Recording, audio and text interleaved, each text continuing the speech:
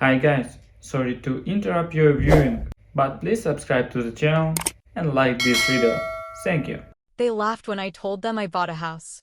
My own mother rolled her eyes and called it a shack. My sister mocked me like she always did. But they had no idea what I had really been working on behind the scenes.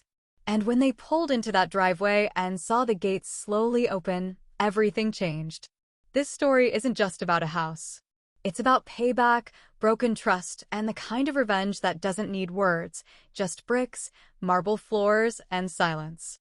Hi, my name's Emily, and this is the story of how I turned years of quiet humiliation into the sweetest kind of revenge, one that came with a four-car garage and a wine cellar. You know, when you grow up being the dependable one, it sounds like a compliment. But let me tell you, it's not. It's just a polite way of saying, we know you'll bend over backwards while everyone else does whatever the hell they want. That was me. Emily, the responsible daughter, the quiet one, the one who always picked up the pieces. For 3 long years, I paid my parents' rent. Every single month. No reminders, no thank yous, just an unspoken expectation that their bills were my responsibility.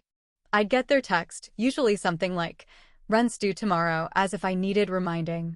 I'd wire the money, then go back to my own life, juggling 2 jobs, skipping lunch some days, and walking past every little thing I wanted in the store because I couldn't afford to splurge. My bank balance was a joke, and my social life? Even worse. They never once asked how I was doing.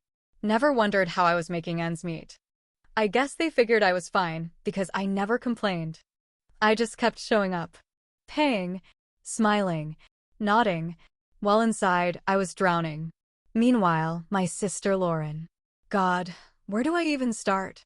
She was the kind of person who could set the house on fire and somehow get praised for her creativity.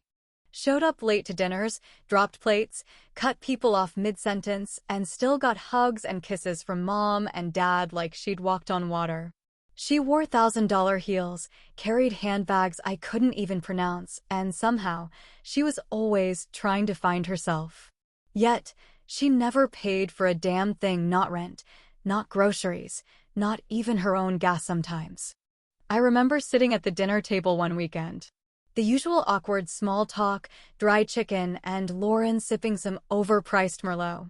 She twirled her glass and said, "Still working that admin job, Em? Thought you'd be doing something more exciting by now." I laughed politely. "It pays the bills." She smirked. "Yeah, your bills, and theirs." Nobody said anything. Mom didn't even flinch. Dad just kept chewing. That's when it hit me, they all saw it. They knew I was paying. They knew I was burning out. And not only did they not care, they took it for granted. But I kept going. I told myself, this is what family does. Even when it felt one-sided, even when the bitterness started creeping in late at night, I reminded myself, loyalty matters. Maybe deep down, I thought that if I kept giving, they'd finally respect me. Spoiler alert, they didn't. The worst part? It wasn't even the money. It was the way they looked at me. Like I was small. Like I was just some plain background character in their lives. No makeup, hair always in a low bun, Target jeans, discount shoes. Meanwhile, Lauren was the one they showed off to friends, our daughter's so stylish, so independent. Funny how independent she was while living off our parents' generosity, and mine. Then came that night I'll never forget. We were sitting in the living room, post-dinner. Lauren was scrolling through her phone, showing Mom pictures of some spa retreat she wanted to go to, which I'm sure Dad would end up paying for. I was picking up the dishes, as usual, when Mom said it. Just loud enough to cut through the noise.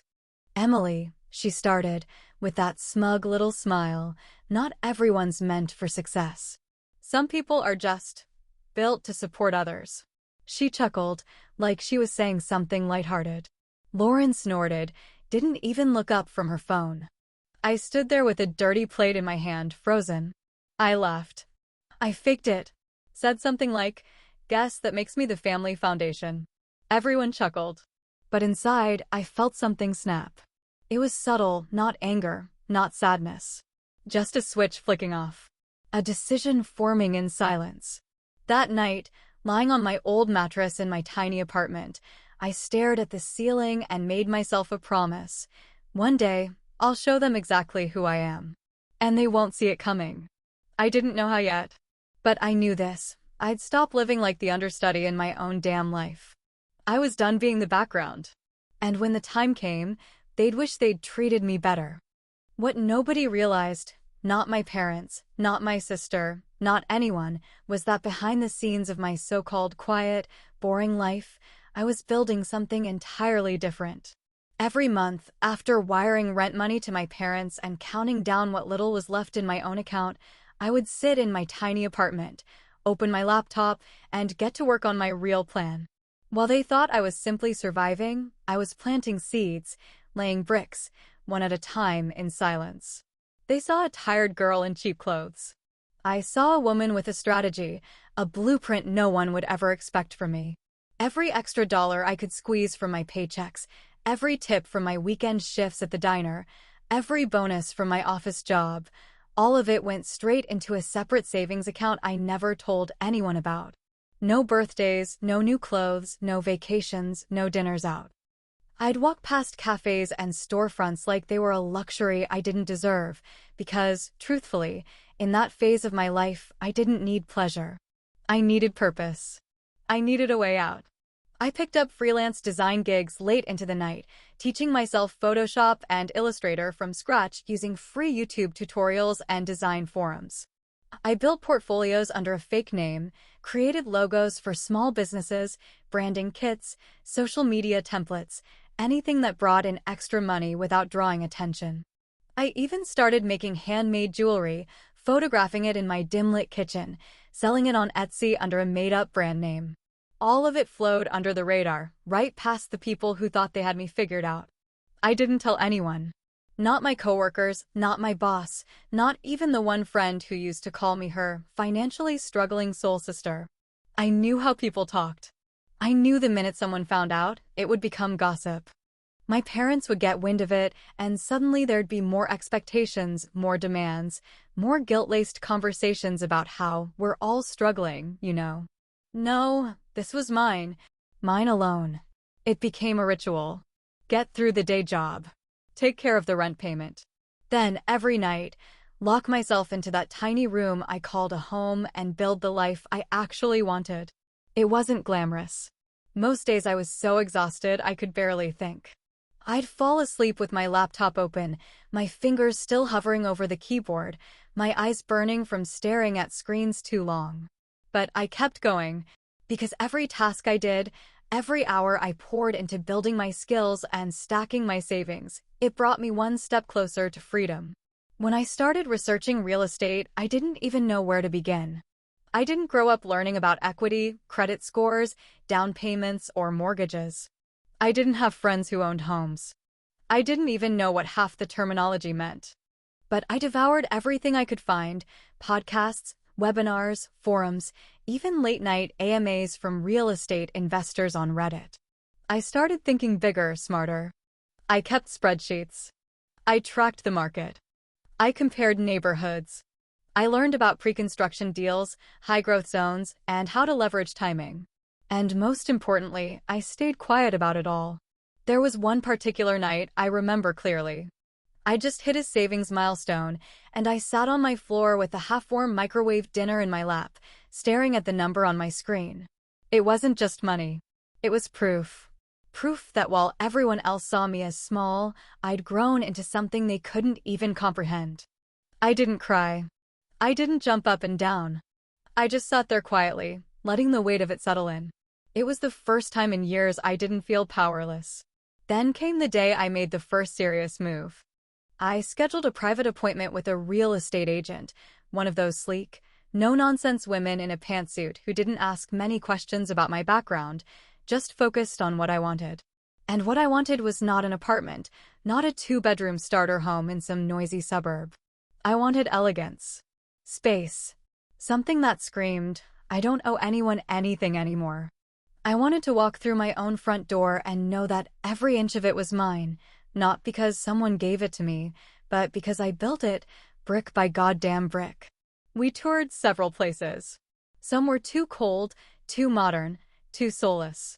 Some felt too small, too modest, too much like the kind of house my mom would roll her eyes at and call decent for a first try. I kept searching until we stepped into a custom-built home still in development.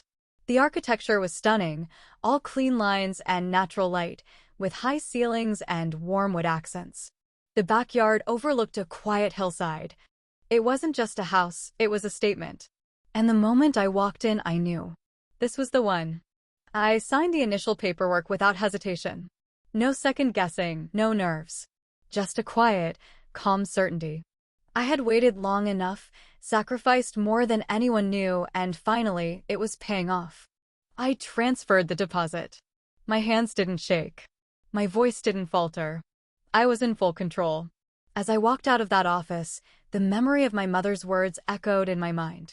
Not everyone's meant for success. Maybe not. But I sure as hell was. She just didn't see it yet. I didn't rush to tell anyone. Not even after everything was finalized. I kept it tucked away like a secret weapon, waiting for the right moment. Because I knew, without a doubt, that when I finally invited them over, when they saw it with their own eyes, everything they thought they knew about me would crumble. And I couldn't wait to watch it happen. I waited until everything was just the way I had envisioned it in my head during those sleepless nights, those long weekends of saving and planning, those quiet hours where no one saw what I was really doing behind the scenes. The final delivery had come in, a set of handcrafted oak dining chairs, and I knew in that moment that the transformation was complete. The landscaping crew had planted the last rose bush that morning, the marble countertops gleamed under the kitchen lights, and even the wine rack, tucked discreetly next to the stone fireplace, was fully stocked with bottles that cost more than what my sister probably spent on her last pedicure. I had waited so damn long for this moment, longer than anyone in that family could imagine, and when it finally came time to unveil it all, I didn't make a big announcement or throw some lavish party. I simply waited for the right opportunity, a quiet dinner at my parents' place, nothing out of the ordinary, no big fuss. We sat around their cluttered dining table, the same one I had paid rent for while eating cheap noodles in my own apartment. Lauren, as usual, was twirling a wine glass between her fingers, her perfectly manicured nails tapping lightly against the crystal. My mom was picking at her salad like she always did, disinterested in anything beyond her own little bubble of routine and criticism. So, casually, between bites of dry chicken and bland mashed potatoes, I dropped it. I said it like it was just another piece of small talk, like I was telling them about a new brand of detergent I'd tried. I bought my first house, I said, letting the words hang there, calm and steady. My mom raised one of those overdrawn eyebrows and scoffed before I could even finish the sentence. "You probably mean a shack," she said with that condescending little smirk she always wore when she didn't understand something but wanted to feel superior anyway. Lauren didn't miss her cue either. She let out a snort of laughter, leaned back in her chair, and said, "Let me guess, 1 bedroom. No garage, maybe a tiny patio if you're lucky?" I didn't respond the way they expected. I didn't defend myself or argue. I just smiled, looked at them both, and said softly, "You'll see." And that was all I said. No further explanation. No details. Just enough to leave them curious, maybe even slightly unsettled, but not enough to take me seriously. That was exactly what I wanted, for them to walk into this moment unprepared, caught completely off guard by what I had built while they weren't paying attention.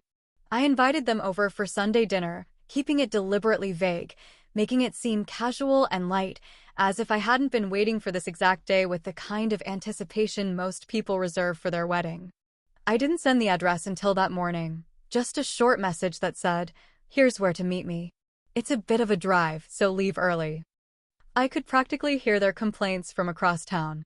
I imagined my mom sighing and mumbling about wasting gas, Lauren rolling her eyes because her car wasn't designed for long drives. But I didn't care, because that drive would take them through neighborhoods they'd never expect me to afford, past manicured lawns, high-end country clubs, and rows of modern mansions tucked behind tall, private gates. When they finally arrived, I was already watching from the upstairs balcony. I saw their car approach the security gate, hesitating in front of it like they weren't sure they were in the right place. I pressed the button on my phone, and the tall black iron gates opened smoothly and silently. I saw the pause in their car. That brief moment where they questioned what they were seeing. My mom leaned forward, staring through the windshield, probably thinking it was some kind of mistake. Lauren looked around in confusion, her phone no doubt clutched in her hand, waiting for a better explanation. They drove down the curved driveway lined with rose bushes and soft lighting embedded in the ground, the tires crunching softly over the freshly laid gravel. Then, they saw the house, or as my mom would have called it the night before, the shack. It wasn't just a house. It was a 3-story architectural statement, modern yet warm, with floor-to-ceiling glass windows that reflected the sunlight like mirrors, casting long, elegant shadows across the stone terrace. There was a fountain in the front yard, not one of those tacky garden ones, but a grand sculpted piece that sparkled in the daylight and hummed gently with the sound of flowing water. Their car rolled to a stop, and I stepped out of the front door wearing a simple white dress that fluttered slightly in the breeze. Nothing flashy, nothing gaudy.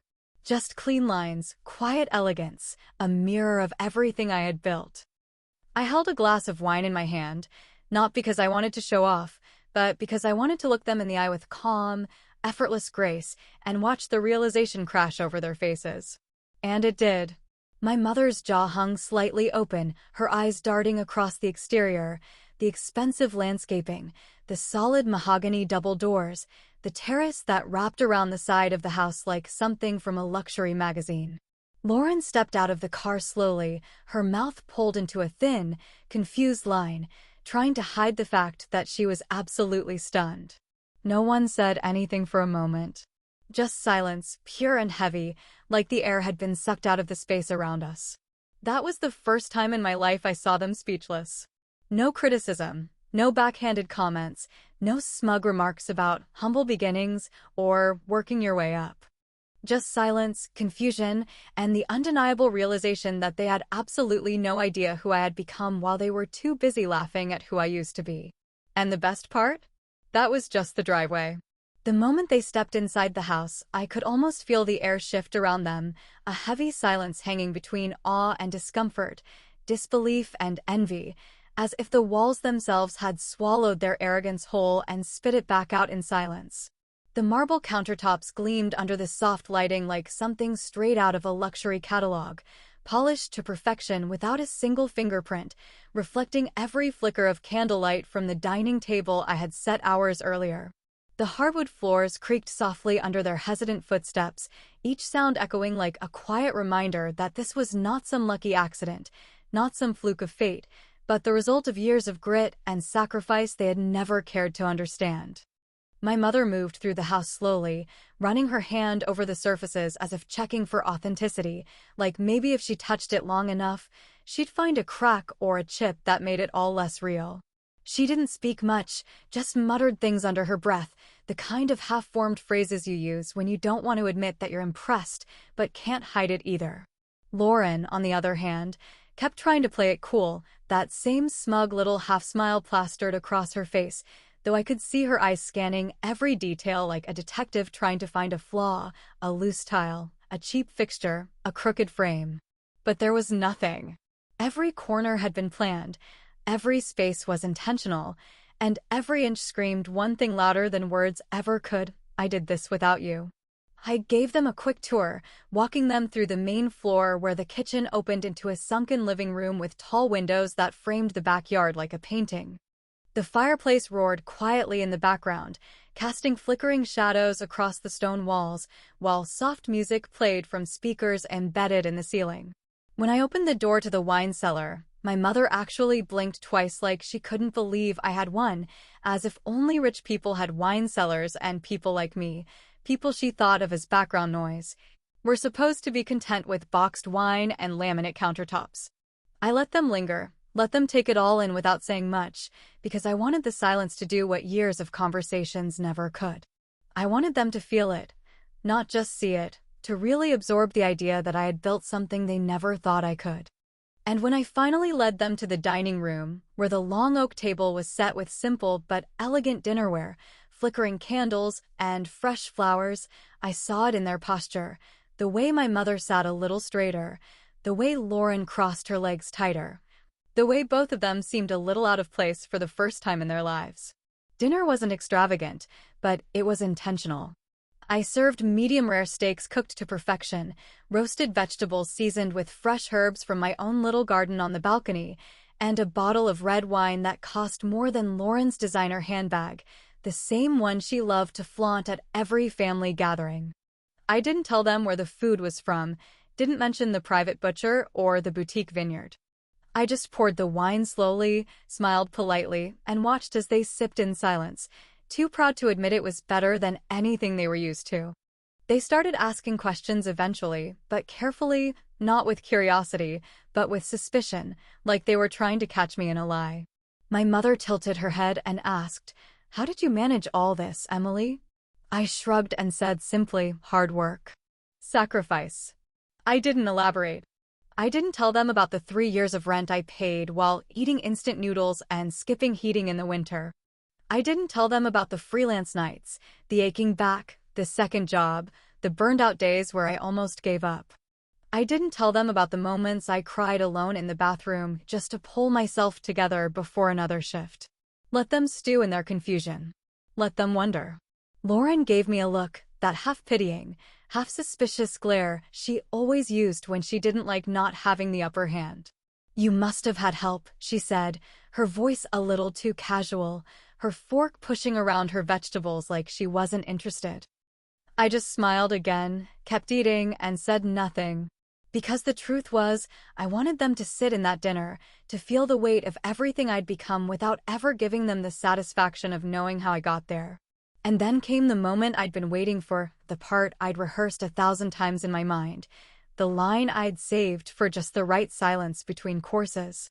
I put down my glass, leaned in just slightly across the table, and said, "Oh, and by the way, I won't be paying your rent anymore." It landed like a brick dropped in the middle of a still pond. My mother's fork slipped from her hand, clinking against the porcelain plate with a sound that echoed in the silence. Lauren's expression shifted instantly, her lips pulling tight, her shoulders stiffening like she'd just been slapped. No one said anything for a few seconds. The tension in the room thickened, stretching itself between the flickering candlelight and the clink of silverware.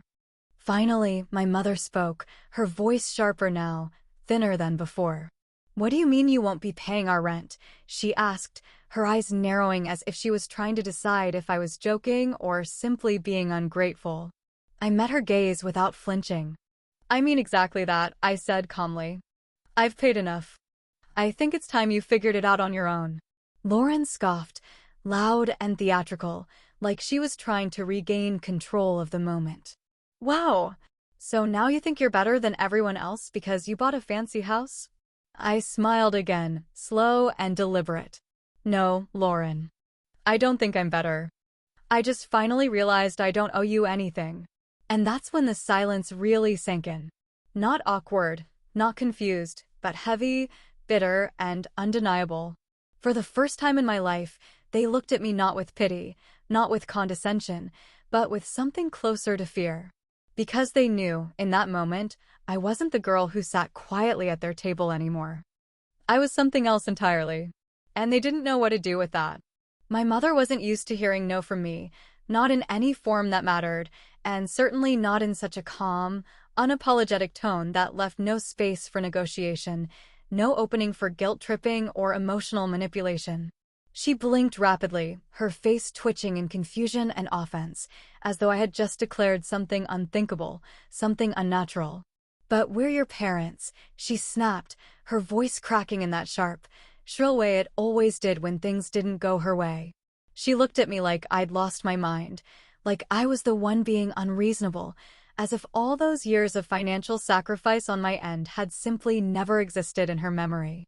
I tilted my head slightly, not angry, not emotional, just steady, just cold, just done. "Are you?" I asked, my voice low and even, not meant to escalate but to expose. because all I remember is you telling me I wasn't meant for anything more. That I was born to support others while Lauren chased dreams with your applause in her back pocket. The silence that followed was deafening, more painful than shouting, more powerful than any argument could have been. No one moved. No one chewed. No one could even pretend that the truth hadn't finally shoved its way to the center of the table and sat down like an unwanted guest. I watched the panic begin to bloom in my mother's expression, saw the way her mouth opened and closed like she wanted to object, to rewrite the past in real time, to suddenly become the nurturing, supportive figure she'd never been. But it was too late for reinvention. The curtain had been pulled back, and there was no stage left to perform on. The reality stood tall and sharp between us. She had taken from me without gratitude. She had let me carry burdens without ever once asking if I was breaking beneath the weight. Lauren, who had been swirling the last bit of wine in her glass like a bored villain in a cheap drama, finally muttered under her breath, "You think you're better than us now?" Her tone wasn't even accusatory. It was defensive, almost childish, the sound of someone who couldn't comprehend that the world no longer revolved around her lazy orbit. And I laughed, a real, full-bodied laugh, the kind that comes from somewhere deep, not joyful but cathartic, like an exhale that's been building for years. "No, Lauren," I said, letting my voice drop into a level she couldn't ignore. "I always was." I just stopped pretending I wasn't. Her face tightened like a fist, her jaw clenched, and for the first time since we were children, she looked like she had no comeback, no quick insult, no smug remark to put me back in my place. Because there was no place anymore, not for her, not for any of them, in the life I had built beyond their reach. It wasn't just about the house, though the house made a damn fine symbol. It was about the fact that I had crafted an entire existence they had never even imagined I was capable of. While they laughed at me, I was strategizing. While they rolled their eyes, I was hustling. While they whispered behind my back, I was writing a future where they would no longer be the central characters. They weren't part of the story anymore. They were the prologue, forgotten pages at the beginning of a book that becomes something entirely different by chapter 3. And now here they were, standing in a palace they didn't build, eating food they didn't pay for, sipping wine they couldn't pronounce, trying to process that the girl they once dismissed as small and ordinary had grown so far beyond their expectations that they couldn't even find the language to bring her back down. I didn't raise my voice. I didn't need to. My presence was loud enough. The space around me, the life I had built brick by silent brick, spoke louder than any speech I could have delivered. There was a strange satisfaction in watching them squirm, not in a cruel way, but in a way that felt earned. This wasn't about revenge in the dramatic, movie-ending sense of the word. This was about restoration, about reclaiming dignity they had chipped away piece by piece over the years, about finally standing in front of them as a whole person they couldn't bend or dismiss anymore. My revenge wasn't loud. It was polished. It was graceful. It was wrapped in silence and served with elegance, delivered not with fire, but with a key to a future they had no claim to. And that was the deepest cut of all, not the house, not the wine, not the confession about no longer paying their rent. It was the realization that I didn't need them anymore, and worse, that they no longer had the power to hurt me. They had become irrelevant to the life I had built, ghosts in a story they thought they'd always control. My mother pushed her plate away, barely touched. Lauren sat back with her arms crossed, seething silently. No one thanked me for dinner. No one congratulated me on the house. They didn't have the words, and I didn't offer them any. Because the truth had finally hit, and it landed exactly where it needed to. That night, after the front door clicked shut and the last sound of tires crunching along the gravel faded into the still air, I stood by the tall glass window in the living room and watched their car vanish down the driveway I had paid for with every ounce of sacrifice they never saw. I didn't move for a while.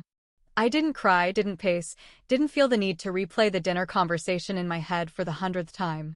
I just stood there in the dim amber light, wine glass still in my hand, heart completely still, and felt something I hadn't tasted in years, peace. Not relief, not triumph, not even pride. Just peace, the soft, steady kind that settles in your bones when you finally know you're done carrying weight that was never yours to bear. And here's the strange part, I didn't feel guilty. I didn't feel cruel or vindictive or bitter. I didn't replay their stunned faces and gloat. I didn't need to. Because the real revenge had already unfolded, not with shouting or insults or dramatic ultimatums, but in something much more powerful, success. Not the kind of success that shouts from rooftops or flashes in luxury brands, but the kind that stands quietly on marble floors, under high ceilings, wrapped in independence and self-respect. The kind that says, "You were wrong about me," without ever needing to say a single word. I never set out to hurt them. Not really. That wasn't the fire that pushed me through all those long nights and endless hours of silent effort. I didn't pour myself into learning new skills or building a business or navigating real estate markets because I wanted them to suffer. I did it because I needed to prove something to myself, that I was more than what they saw when they looked at me. That I could be more than the dependable, invisible daughter who filled their fridge while they emptied my spirit. But still, if it's done a little, well, they earned that part. They earned every second of discomfort at that dinner table, every moment of awkward silence between their forced smiles, every drop of bitterness that rose in their throats while sitting in a home they never believed I could afford. That wasn't spite. That was balance. That was the universe correcting itself after years of imbalance, after years of me giving and giving while they took and took without ever once wondering what it cost me. I thought about all those nights when I was 24, sitting in that cramped apartment with water stains on the ceiling and a broken heater that barely worked through winter. I thought about all those dinners where I pushed half my food aside because I couldn't afford more groceries until the next paycheck. I thought about every time my mother made a comment about my clothes, about my weight, about how I looked tired, never once asking why. I thought about Lauren, lounging on my parents' couch while I worked overtime, mocking me for being too practical or too boring, as if stability was something to be ashamed of. All of that was behind me now. Those memories didn't hurt anymore. They just felt like echoes from a distant chapter that no longer defined who I was. Because now, when I walk through the door of my own home, the one with the stone archway and tall vaulted ceilings, I don't just feel proud. I feel free. Every time my heels hit the polished floor, every time the lights click on automatically, every time I pour a glass of wine and sit in silence with my thoughts, I remember that dinner, and not because of what was said, but because of what wasn't. That silence at the table was louder than any argument we could have had. It was the sound of old narratives breaking apart, of superiority crumbling under the weight of truth, of people realizing too late that the person they overlooked had quietly outgrown their small expectations. They would go home that night and try to justify it, I'm sure, tell themselves I got lucky, tell themselves someone must have helped me, that I must have stumbled into money, or found some secret they didn't know about. But the truth would gnaw at them, no matter what stories they told each other. Because deep down, they knew. They knew I did it on my own. They knew I'd outpaced them. And I knew, from that moment on, nothing they said or did would ever have power over me again. Their approval, their opinions, their judgment, none of it mattered. Because I had built something solid and unshakable within myself, something that didn't rely on their validation or their praise. I had become the kind of woman who could stand in any room and know she belonged there, not because someone opened the door for her, but because she built the damn door herself. That's the sweetest revenge there is, not revenge that screams, not revenge that breaks things, but revenge that rebuilds you so beautifully that the people who broke you can't even recognize the version of you that stands before them. They didn't just lose their control that night. They lost access to me. The version of me that used to apologize for being too much or not enough. The version of me that tried to earn love by carrying everyone else's weight. The version of me that smiled through being invisible. She's gone now. And the woman who replaced her? She doesn't shrink anymore. So yes, I smile now not because I won, but because I finally stopped playing a game I was never supposed to be part of in the first place. And if there's one thing I've learned, it's this: sometimes, the ones they underestimate the most are the ones who rise the highest, not with noise or rage, but with quiet, undeniable brilliance. And they never see it coming.